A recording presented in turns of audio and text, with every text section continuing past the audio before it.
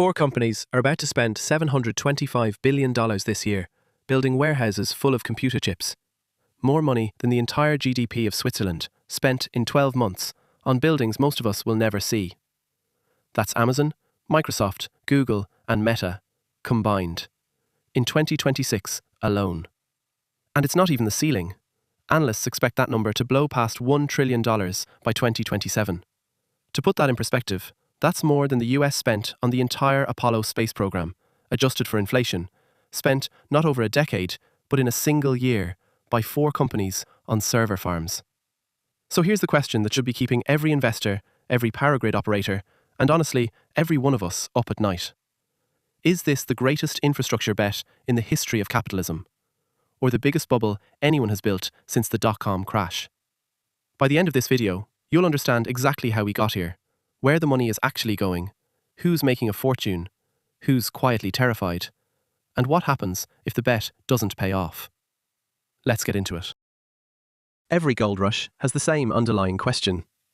Is there gold in the ground? Or are we just really good at selling shovels? Right now, the four biggest tech companies on Earth are betting that artificial intelligence will be as transformative and as profitable as electricity or the internet. They're not hedging. They're not testing the waters. They are pouring more capital into physical infrastructure in real time than almost any industry in human history has ever committed to a single technology. But here's the uncomfortable part. None of them can fully prove, yet, that the revenue will show up fast enough to justify it. So this isn't really a story about AI. It's a story about risk, about power, literally electrical power, and about what happens when the world's most cautious, cash-rich companies decide that not spending is scarier than spending too much. To understand why 2026 looks like this, you have to rewind about 15 years. Data centers themselves aren't new. Amazon Web Services quietly invented the modern cloud business back in 2006, essentially by accident. Amazon had built massive server infrastructure to handle holiday shopping traffic, realized it sat mostly idle the rest of the year, and started renting it out. That single insight created an entirely new industry. By the early 2000s, Microsoft and Google had followed with Azure and Google Cloud, and the three of them spent the next decade fighting over who could offer companies the cheapest, most reliable place to store data and run software. For years, data center spending grew steadily but boringly. It tracked roughly with how much more of the world's business was moving online. Predictable. Unsexy. The kind of capital expenditure Wall Street barely blinked at. Then came November 2022. ChatGPT. Within 2 months, ChatGPT had over 100 million users, the fastest consumer product adoption in history at the time. And crucially, every single one of those queries required something data centers had never been built for at this scale. Not just storage, but massive, continuous computation. Training a large language model and then running it for hundreds of millions of people isn't like hosting a website. It's more like running a small power plant's worth of electricity through racks of specialized chips, 24 hours a day. That reframed the entire industry almost overnight. Suddenly, the cloud wasn't a storage and software business anymore. It was an AI factory business. And the company that made that shift most obvious wasn't Amazon, Google, or Microsoft. It was a chip maker most people outside tech had never heard much about: Nvidia. Nvidia's data center chip revenue exploded from a few $1 billion a year to becoming the backbone of a multi-trillion-dollar company almost entirely because of this one shift. Every hyperscaler needed the same scarce resource: high-end AI training chips, and Nvidia made the best ones. That set off the chain reaction we're still living through. If you had the chips and the data centers to run AI at scale, you controlled the next decade of computing.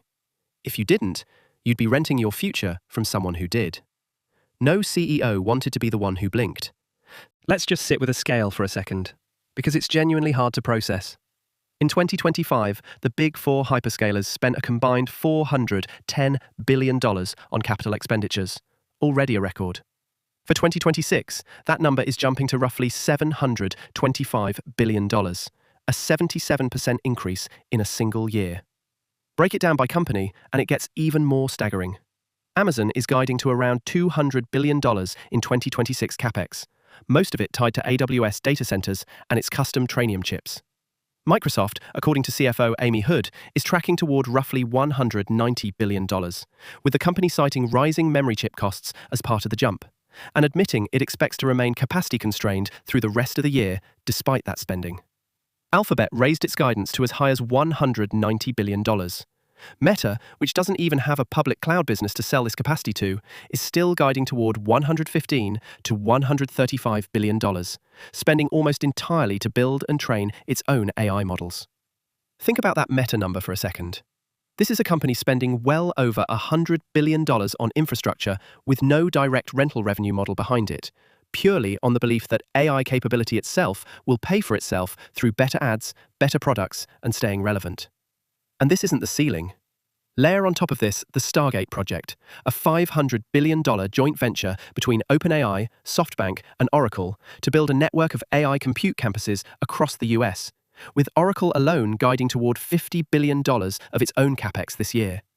Add in Chinese spending from Alibaba, ByteDance, and Tencent, plus sovereign wealth investment from the Middle East, and some analysts now put global AI infrastructure spending on a path towards $7.6 trillion cumulatively between 2026 and 2031. That's not a tech budget line. That's an industrial revolution's worth of concrete, steel, silicon, and electricity. So what does $725 billion actually buy? It's not office buildings and laptops. It breaks down into roughly three buckets. First, the chips. This is the single biggest line item, and almost all roads lead back to Nvidia. Its H200, B200, and GB200 GPUs currently power the majority of AI training and inference happening at every major hyperscaler. Nvidia's data center revenue hit $75.2 billion in a single quarter, up 92% year over year, a number that tells you exactly how concentrated the spending has become around one company's product line. Some hyperscalers are trying to reduce their dependence by building custom silicon. Google has its TPUs, Amazon has Trainium, Microsoft has Maya, Meta has MTIA. But Nvidia remains the toll booth almost everyone still has to pass through. Second, the buildings themselves. These aren't the office parks of the old internet economy. Modern AI data centers are enormous, purpose-built industrial facilities, often the size of dozens of football fields, engineered around cooling systems dense enough to handle chips that run far hotter than anything used for regular cloud storage. Land near cheap, reliable power has become so contested that hyperscalers are now competing directly with each other and with utility companies for sites. Third, and increasingly the real bottleneck, power. Here's where it gets uncomfortable for investors. This spending spree is starting to visibly strain even the biggest balance sheets on the planet. Free cash flow, the actual cash left over after a company pays for its operations and investments, is taking a real hit. Amazon's free cash flow is projected to turn negative this year specifically because of this spending. As one investment CEO put it bluntly to reporters, if you're going to pour this much money into AI, it's going to reduce your free cash flow. There's no way around that math. That's a genuinely unusual position for Amazon, Microsoft, Google, and Meta to be in. These are companies famous for printing cash. Now they're borrowing, issuing bonds, and burning through reserves at a pace that would have triggered alarm bells at almost any other point in the last 20 years. And yet, and this is the twist, Wall Street mostly isn't panicking. Why? Because the revenue side of the story is also growing, just not quite as fast. Google Cloud's contract backlog reached $460 billion, roughly double what it was a year earlier.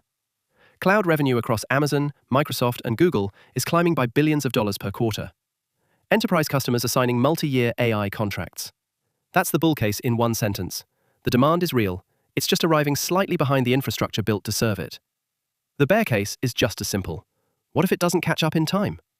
What if the AI applications people are actually willing to pay for don't generate enough revenue to justify $725 billion a year, every year, for the rest of the decade? That's not a hypothetical question anymore. It's the exact question every earnings call in 2026 keeps circling back to. If the AI infrastructure bet pays off, the winners cascade in a fairly predictable order. Nvidia keeps printing money as the chip supplier everyone needs. The hyperscalers who built early and big, likely Microsoft and Amazon, given their head start in enterprise cloud relationships, capture the deepest customer lock-in. Utility companies and nuclear power operators, who for years were considered boring, slow-growth investments, suddenly become critical infrastructure plays. And the broader economy potentially gets a productivity boost that echoes what happened after the build-out of the electrical grid or the interstate highway system. Decades-long payoffs from an enormous upfront cost.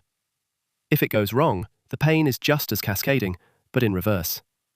Overbuilt data center capacity becomes a stranded asset. Expensive, hard to repurpose, sitting half empty. Companies that took on debt to fund this spending face pressure on their balance sheets right as growth slows. Smaller AI startups that were leasing compute from these hyperscalers get squeezed the hardest, since they have the thinnest margins and the least negotiating power. And publicly, the narrative flips fast. The same headlines currently calling this the infrastructure story of the century start asking, in hindsight, how nobody saw the bubble coming.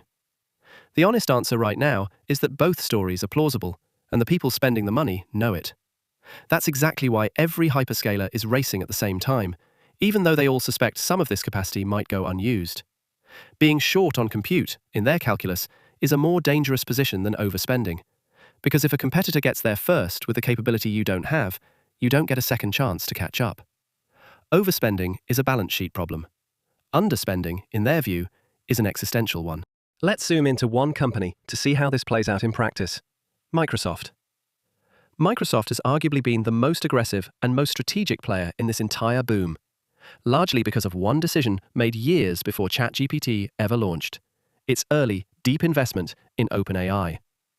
That relationship gave Microsoft a head start nobody else had: direct access to build AI capabilities into Azure, Office, and Windows before competitors could react. Fast forward to 2026, and that early bet is now the reason Microsoft is spending close to $190 billion a year just trying to keep up with its own demand. CFO Amy Hood has been unusually candid on this point, telling investors the company expects to remain capacity constrained through the rest of the year, meaning even at $190 billion, Microsoft still can't build data centers fast enough to meet customer demand for Azure's AI services. She's also pointed to a specific, less obvious cost pressure: memory chips. Rising component costs, particularly memory, are eating into the CapEx budget in ways that weren't fully priced in a year ago. What makes Microsoft's case study interesting isn't just the size of the number, it's the discipline behind it. Unlike Meta, which is spending heavily with no direct rental business attached, Microsoft can point to real, growing cloud revenue tied almost dollar for dollar to this spending. Azure's growth, driven substantially by AI workloads, gives investors a much clearer line of sight between "we spent this much" and "we made this much back." That's a big part of why, even as free cash flow tightens across the industry, Microsoft has largely avoided the harshest skepticism aimed at some of its peers. But even Microsoft isn't immune to the central tension of this whole boom. It is betting an almost unfathomable sum of money on the assumption that AI demand will keep outpacing its ability to build for it. And if that assumption breaks, even for a company this large, the balance sheet math gets very uncomfortable very fast. So let's go back to where we started. $725 billion spent by 4 companies in 1 year on data centers. Is it the greatest infrastructure bet in history? Or the biggest bubble since the dot-com era? Based on everything we've walked through, the exploding chip demand, the nuclear power deals, the negative free cash flow, the trillion-dollar projections for 2027, the honest answer is, it's both, simultaneously. And nobody, including the people writing the checks, knows for certain which story wins. What we do know is this: the world's most powerful, most cash-rich companies have collectively decided that the risk of moving too slowly on AI is greater than the risk of spending too much. That's an extraordinary statement about how much they believe this technology will reshape everything, from search to software to the power grid itself. Whether history remembers 2026 as the year the AI economy justified itself, or the year everyone overbuilt for a future that arrived slower than expected, that's the story we're all about to watch unfold, in real time, one earnings call at a time. If you found this breakdown useful, subscribe for more deep dives into the numbers behind the headlines. And let me know in the comments: bet or bubble?